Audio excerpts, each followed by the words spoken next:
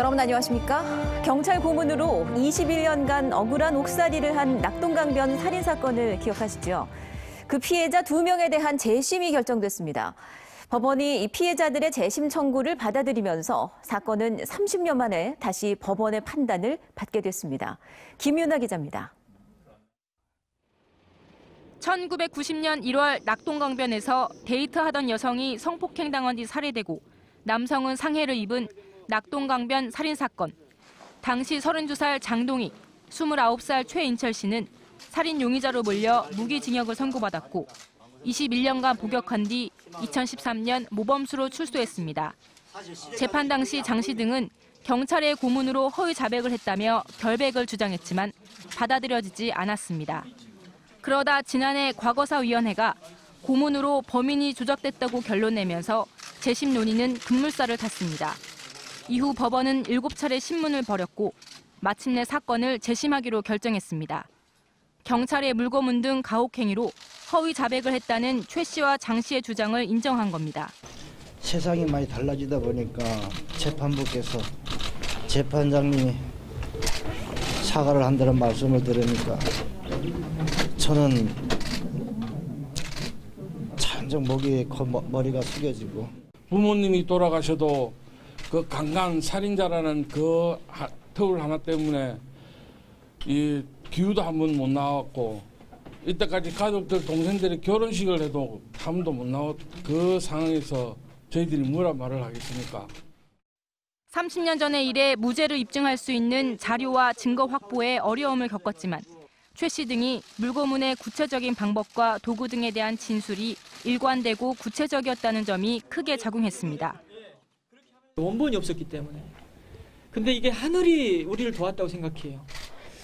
과거사 진상조사 청구를 했고 과거사 진상조사 과정에서 창고에 있던 폐기되지 않은 기록을 발견했던 겁니다.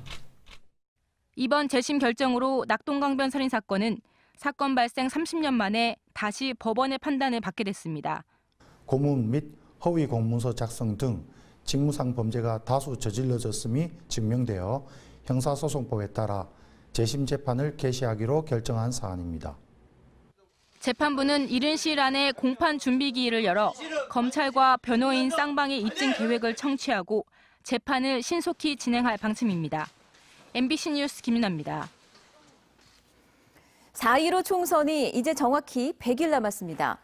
부산 민주당은 이미 총선 체제로 전환했고 부산 한국당은 불출마 선언이 더 이어질 거라는 전망 속에 아직 정리가 안 된 모습입니다.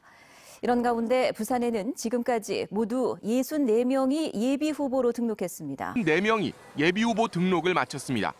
자유한국당이 26명으로 가장 많고 더불어민주당 22명, 정의당 4명 순입니다. 현역 의원으론 민주당 전재수, 박재호, 최인호 의원이 일찌감치 등록을 마쳤습니다. 오는 3월 26일 정식 후보자 등록, 4월 2일 공식 선거운동 시작을 거쳐 15일 투표까지 남은 100일 숨가쁜 총선 일정이 전개됩니다. 중앙당 공천관리위원회 출범과 동시에 부산민주당은 총선 기획단과 선대위를 꾸려 부산 현안에 맞춘 정책과 공약 개발에 착수했습니다. 부산이 명실상부한 제2의 도시로서 재도약할 수 있는 이런 기반을 만드는 것이 무엇보다 중요하다 이렇게 생각하고 있습니다. 그래서 거기에 모든 힘을 집중해서. 반면 부산 한국당은 현역 의원들의 잇따른 불출마 선언에다 또 한 명의 불출마가 전망되면서 전체적으론 뒤숭숭하지만 인적 쇄신의 기회로 삼겠다는 분위기입니다. 진영 논리로 몰고 가는 이 국론을 분열시키는 그러한 국가를 만들어놨기 때문에 이 국민들이 4월 15일 총선을 통해서 이 제대로 된 국가를 만들기 위해서 심판을 해주시리라고 생각을 합니다. 정의당은 선거법 개정에 따라 선거 때마다 발목을 잡아온 사표 논란이 이번엔 약화될 걸로 기대하고 있습니다. 좋은 정책을 가진 정당, 그리고 좋은 비전을 가진 정당에 대해서 이제 표를 던질 준비가 된 거고, 이제 그것이 사표가 되지 않을 조건들이 조금씩 갖추어져 가고 있다는 판단이거든요. 그러면 이제 정의당을 지지해 주시는 분들이 더 많을 거라고 생각을 합니다. 지난 주말 공식 출범한 새로운 보수당은 부산을 발판 삼아 개혁 보수 결집에 나설 예정입니다. 젊은 층을 위주로 좀 많이 지지를 하고 있고 또 중도 개혁적인 보수 세력들이 지지를 하고 있기 때문에 이 부분에 좀 저희들이 초점을 맞추어서 인물 발굴과 정책 개발을 할. 특히 PK 지역은 이번 총선 최대 격전지가 될 걸로 전망되는데 위성 정당 설립과 통합 여부 등 보수 진영의 변수가 많아 남은 100일 상당한 판세 변화가 예상됩니다. MBC 뉴스 조지영입니다. 김해공항 보안 검색대 직원들이 최근 무더기 퇴사하면서 공항이 연일 혼잡을 빚고 있습니다. 직원들의 이런 집단 퇴사를 두고 노조와 공항공사 간의 설명이 서로 엇갈리고 있는데요. 자, 어떤 사정이 있는 건지 현지호 기자가 취재했습니다. 성수기 때면 넘치는 출국 인파로 몸살을 앓는 김해국제공항. 지난 1일에는 보안검색대가 마비되면서 출국장이 극심한 혼잡을 빚었습니다. 보안 직원 200여 명 중 10%가량인 18명이 지난 연말 무더기 퇴사하면서 출국장 보안 검색대 수가 평소 8개에서 절반으로 줄어 이미 포화 상태였던 공항에 대혼란이 빚어진 겁니다. 이 같은 혼란은 예고됐다는 게 노동계의 입장입니다. 비정규직이었던 보안 직원들이 올해부터 공항공사 자회사로 채용돼 정규직으로 전환됐지만 장시간 근로 등 열악한 업무 환경은 그대로 유지되면서 직장을 옮기는 직원들이 늘었다는 겁니다. 근무 특성상 인원 충원이 안 됐었습니다. 그러면은 직원들이 빈자리를 지금 몇 년도 거의 10년간 거의 소모품처럼 그냥 계속 그 빈자리를 메워왔어요, 억지로. 이에 대해 공항공사 측은 직원들의 집단 퇴사는 열악한 업무 환경 때문이 아닌 개개인의 사정으로 인한 것일 뿐이라며 최근의 출국장 혼잡은 짐이 많은 겨울철 연초 해외 여행객이 몰렸기 때문이란 설명입니다. 작년처럼 평소 수준으로 검색대를 유지하고 있고 여객 편의를 위해서 최선을 다하고 있습니다.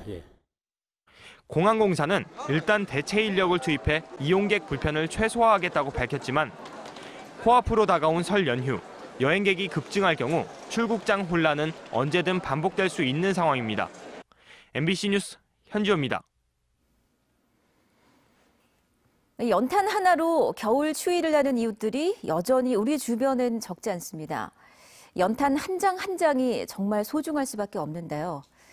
연탄 값은 오르는 반면 기부는 줄고 또 정부의 지원도 줄어들 예정이어서 고민이 이만저만이 아닙니다. 류재민 기자입니다. 좁은 골목길을 따라 방 한 칸짜리 집들이 빽빽이 들어서 있는 삼복마을입니다. 80대의 김모 할머니는 불편한 몸을 이끌고 화덕에서 타버린 연탄을 하나씩 집게로 꺼내듭니다.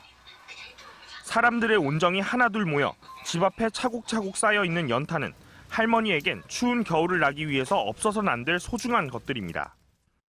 내 살기 위해서 의미가 있지. 내 살기 맹그는 게 의미가 있지. 연탄이 없으면 못 살아. 방은 잡으면 하루도 못 살죠. 올해 연탄의 공장도 가격은 지난해와 동일한 639원. 지난 2014년 350원에서 지난해까지 2배 가까이 올랐습니다. 시장가는 800원 정도지만 배달료까지 합치면 1,000원 정도에 달해 부담도 적지 않습니다. 부산에서 연탄을 사용하는 가구는 모두 970가구 정도 되는데요. 주로 이런 삼복도로 주변에 몰려 있습니다. 매해 50만 장 정도였던 기부도 지난 2017년 이후론 하락세를 보이며 해마다 30%가량 줄고 있습니다. 게다가 정부가 석탄 등 화석 연료 사용을 줄이기 위해 관련 보조금을 점차 줄인 뒤 아예 폐지할 계획도 밝혀 연탄 수급이 더 힘들 수밖에 없습니다. 연탄 난방하는 세대가 많지 않기 때문에 이제 연탄은 이제 그냥 상징적으로 있는 것이고 지금 또 이 시대 가운데 연탄 난방하는 세대들이 없지 않을까 하는 이제 그런 시민들의 그런 생각도 있을 것 같고요. 지속적인 후원과 함께 보일러 교체나 단열 시공 지원 등 정부의 노력이 있어야 추운 겨울을 나는 이웃들의 근심을 조금이나마 덜 수 있을 것으로 보입니다. MBC 뉴스 류재민입니다. 광안대교 교량들을 연결하는 이음장치 일부가 떨어져 나가는 사고가 발생해 긴급 보수 작업이 이루어졌습니다. 부산시설공단에 따르면 지난 3일 낮 12시 반쯤 광안대교 상판 2차로 중간 지점에서 길이 1m의 신축 이음장치가 떨어져 나갔습니다. 이음장치는 교량 사이를 잇는 구조물로 광안대교에는 160m 간격으로 모두 90개의 이음장치가 설치돼 있습니다. 부산시설공단은 컨테이너 과적 차량 등 매일 수만 대의 차량이 광안대교를 지나면서 이음장치 볼트가 풀린 것으로 보고 있으며 광안대교 자체의 안전 문제는 발견되지 않았다고 밝혔습니다. 부산시가 올해부터 둘째 아이 이상을 출산한 가정에 소득과 관계없이 산모 신생아 건강관리 서비스를 지원하기로 했습니다. 그동안은 첫째 아이를 출산한 가정 중 중위소득 120% 이하만 신청할 수 있었던 이 서비스는 건강관리사가 가정을 방문해 산모의 영양관리나 부종을 관리하고 신생아 목욕 수유 지원 등의 서비스를 5일에서 25일간 제공하는 사업입니다. 부산시는 서비스 확대로 3,000가구가량이 혜택을 볼 것으로 기대하고 있습니다. 파업과 정상조업을 오가고 있는 르노삼성차 노조가 오늘 다시 부분 파업에 들어갔습니다. 르노삼성차 노조는 지난 3일 부분 파업을 벌인 데 이어 오늘 오전 2시간, 야간조는 오후 5시 45분부터 자정까지 6시간, 모두 8시간 동안 도장과 차체 등 일부 공정에서 일하는 노조원 400여 명이 부분 파업을 벌이고 있다고 밝혔습니다.